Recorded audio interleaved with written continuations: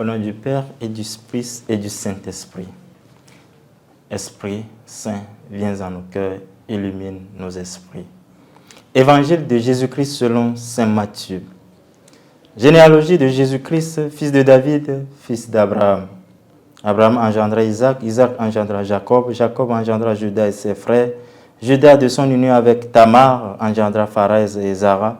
Pharez engendra Esrom, Esrom engendra Arab, Aram engendra Aminadab, Aminadab engendra Nasson, Nasson engendra Salmon, Salmon engendra, de son union avec Rab, engendra Boz, Boz, de son union avec Ruth, engendra Jobed, Jobed engendra Jessé, Jessé engendra le roi David.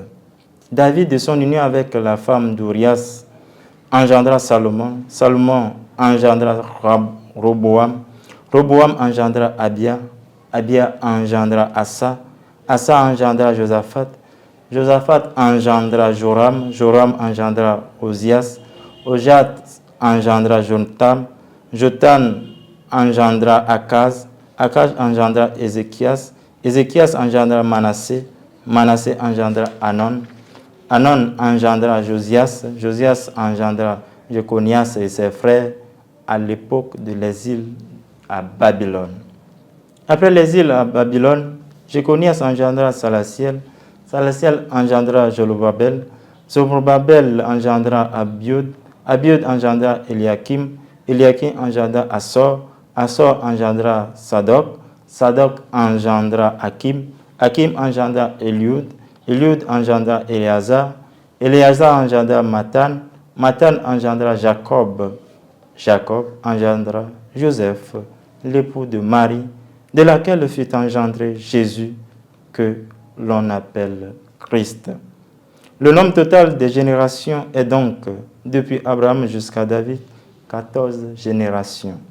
Depuis David jusqu'à l'exil à Babylone, 14 générations. Depuis l'exil à Babylone jusqu'au Christ, 14 générations. Acclamons la parole de Dieu. Louange à toi, Seigneur Jésus.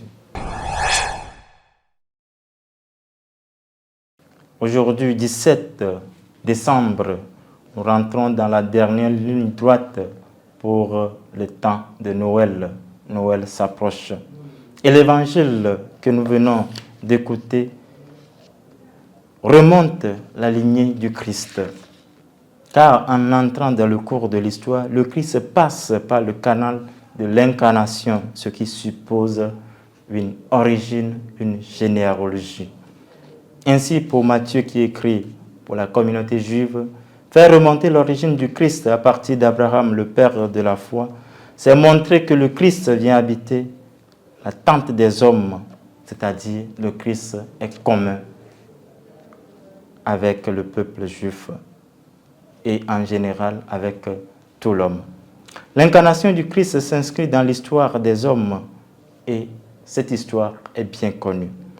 Le Christ ne peut pas habiter parmi l'homme comme un étranger, mais il est un Dieu personnel qui se fait l'un de nous. Cette proximité de Dieu prouve que le Christ peut sauver l'homme, car en épousant la condition humaine, excepté le péché, le Christ montre que l'homme a du prix à ses yeux. La généalogie du Christ nous interpelle à connaître aussi nos origines, à percer notre identité, à avoir un droit de regard sur ceux qui sont autour de nous, sur l'humain que nous partageons ensemble. Retrouver ses origines, s'attacher à sa famille, s'intéresser aux problèmes des siens, du groupe, des associations dans lesquelles on milite, cela est une leçon qui nous est donnée aujourd'hui. S'il faut accorder du soin particulier à sa famille biologique, à sa famille humaine, la grande famille qui est l'Église, nous sommes inviter à accorder du soin à cette famille qui est la famille de Dieu. Que le Seigneur nous aide à percer le mystère de notre origine qui est en Dieu même. Loué soit Jésus-Christ.